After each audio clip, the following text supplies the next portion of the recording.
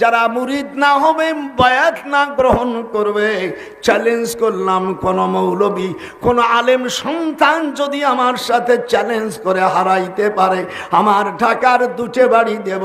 বায়াতের কথা স্বয়ং কোরআন হাদিসে আছে, মিশকাতে এসেছে, মুসলিম শরীফের মধ্যে আছে। যারা বায়াত না হয়ে মারা যাবে, আল্লাহ রসুল বলেন কিয়ামতের ময়দানে জাহেল অবস্থায় তারা উঠবে। হাত উঠায় না কে? বেচতে যাও তো দূরের কথা, কোন মৌলবীর বাচ্চা যদি থাকিস 1 কোটি টাকা দেবো, আয় বোন। বায়াতের কথা কোরআনে আছে। জোরে কথা নাই? জোরে কথা, জোরে কথা বলিস না কেন? নাই? এই সমস্ত ফক্কর শয়তানরা, এই সকল পিতৃহীন সন্তানরা করে।